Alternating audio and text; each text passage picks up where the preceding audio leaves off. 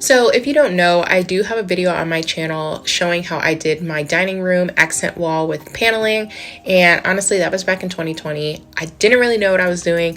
I was using this automatic nailer that was like only putting in small nails. So I am going to be redoing my wall today because basically it's falling apart, pieces have fallen down. Kind of was a messy job. I didn't really finish caulking all of the inside pieces. So really just giving myself a new design, something a little bit more modern and sleek, and I'm going to hopefully do it right this time. So keep watching. All right, to start off, you guys, I'm using this pry bar to basically do exactly that. Pry all of the previous trim molding pieces from the wall. And honestly, it was pretty easy to come out because the nails that I previously used were so short.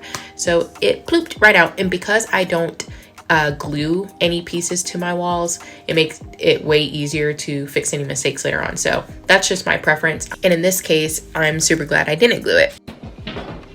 Period. Good thing we didn't do it right the first time. Coming out so fast. And did this take us a long time the first time we did it? No, we just took our we were taking our time. We took our time with everything. I remember this thing. We were cutting it out with a little hand thing too. Oh yeah. Remember? Yeah. It was doing stuff so differently. Mm-hmm. All right, so this is what it looks like after I've taken off all of the previous trim work or the paneling. So now the next step is going to be to just clean up the baseboards and prep the wall for painting or priming. So I need to fill the holes, all of these little holes, and get the wall ready for primer. So from here, I'm just sanding some of the holes down, trying to get it as smooth as possible. I never know like what the proper grit is for specific spaces, but whatever. So I'm just filling some of the holes as much as I can. Again, sanding over it. And now I'm just measuring the wall because the next step is what I always like to do is plan out the design and put math to it so that you only have to cut once. All right, guys, so what you see here is kind of how I mapped out everything.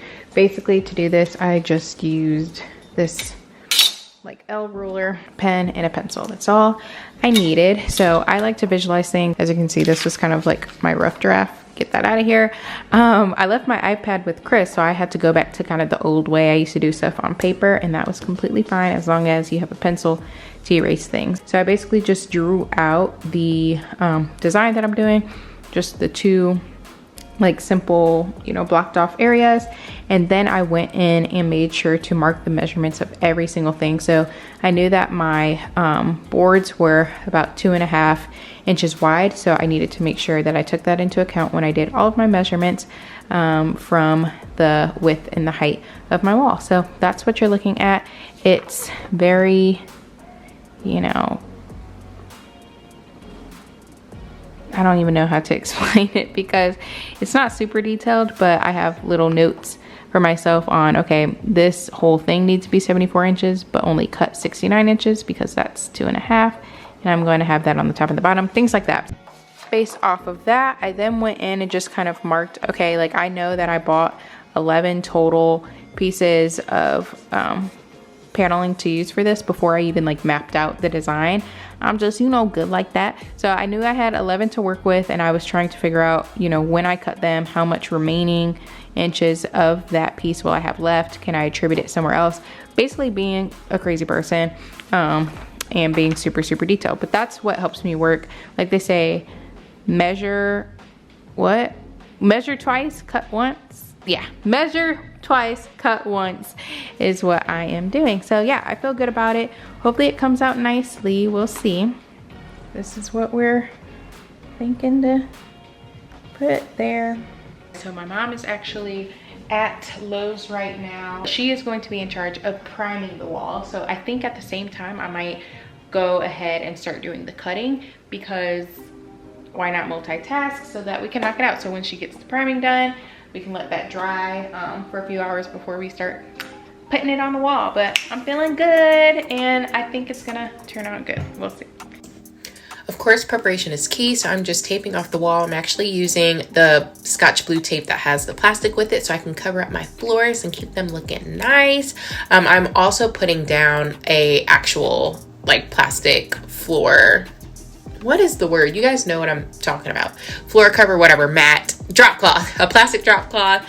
And as you can see, my mom is just going and starting with the priming. While she does that, I'm gonna head over and start cutting. So I'm just setting up my little station so I can pull out my miter saw. As you guys saw before, we came a long way from how we used to hand cut using the miter box. Now we have a little miter saw. So it just makes the work 1,000 times better. So yeah, I'm just laying out all of the pieces and marking where I need to cut based off of my little guideline from the paper that I created. And yeah, we're just going to get to cutting, and that's pretty much it.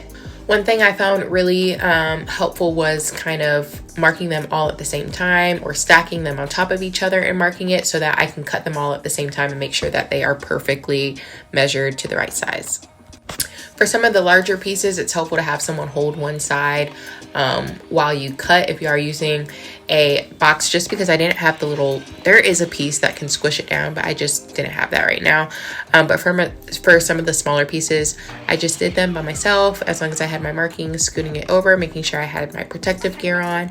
And yeah, cutting was super easy and super fast. These were all of the pieces according to what I had outlined, so I felt so good about it. I also bought the exact amount that I needed from the store, so I was like, you know, feeling real confident. But yeah, then from here, I just outlined in the garage the exact design with all of the panels before I actually put them up on the wall. And this is really helpful because here I noticed that one of the pieces was too long. So I'm glad that I put it on the floor first and outlined it. So I just took that extra piece, marked off where I needed to cut, made the cut, laid it back down, made sure that everything fit perfectly, and then we were good to go to start putting it on the wall.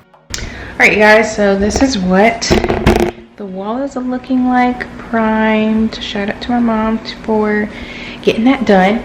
So now, since I have everything cut, I'm just going to mark off exactly where we're going to put the bottom one so that I have a good gauge of where everything's going to go. And then we'll go from there. So I think I'm going to put the bottom ones on, have the 6-inch leg divider, and then do the center circle first, and then do the outside ones, because I think that will be the best route. Take my level, make sure it's level. I like to do my nails at an angle, going one there and then one on top, so that it secures it behind the wall. But I'm using 2-inch brad nails so that it stays and it's flush to the wall.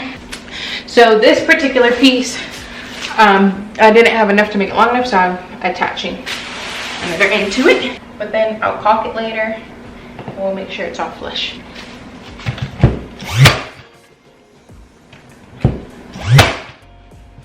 You have it. So I will just let it go like a time lapse of you seeing us put it all together, but that's pretty much what you do, is you just level it and nail it.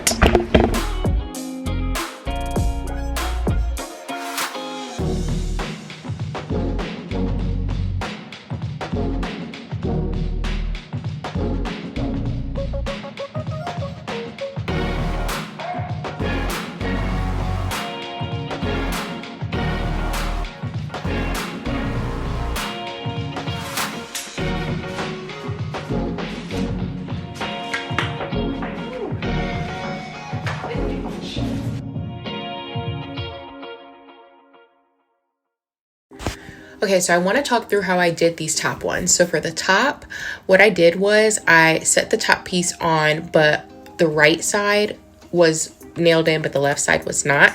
That way I could kind of adjust to make sure that they actually flushed into each other. And I was so happy when it worked. So then that's when I nailed the left side, when the top part was, you know, showing that it was perfectly flushed on both top sides. So that's like a little bit of a tip there. And I also ended up doing that for the big sides too.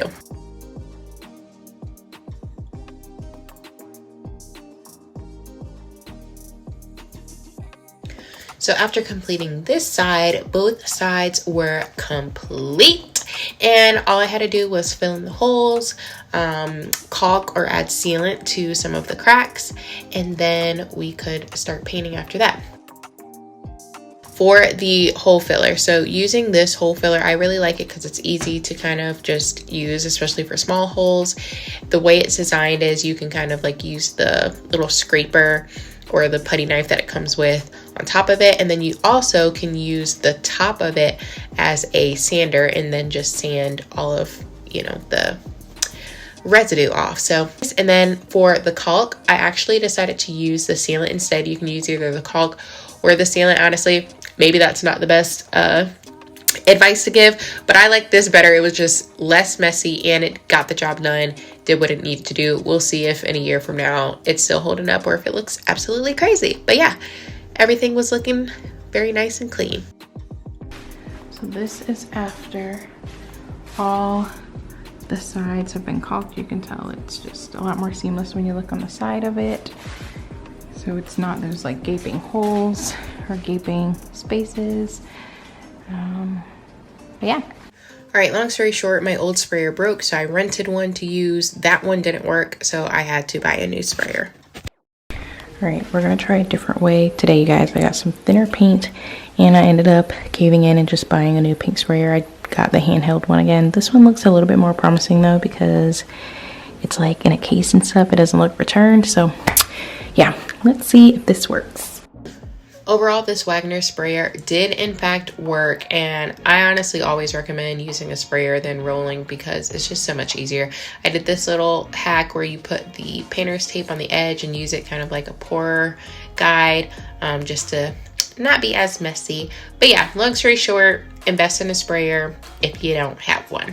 So you guys can't really tell, but I'm actually starting off with using the detail nozzle just to get in between some of the cracks and just go over the actual like trim work. But like I said, I'm doing white paint, so it's kind of hard for you guys to see on camera.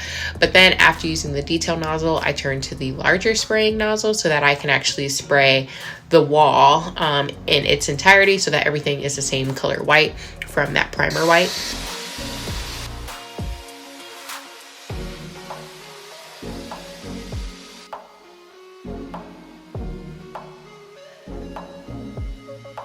Alright you guys, so this is after the second coat was just applied, so it hasn't dried yet, but I feel good about how it will look when it is dry, and then I can finally get my kitchen looking back to normal instead of all this plastic and stuff everywhere. But yeah, thank goodness for me getting that sprayer. That was a good choice.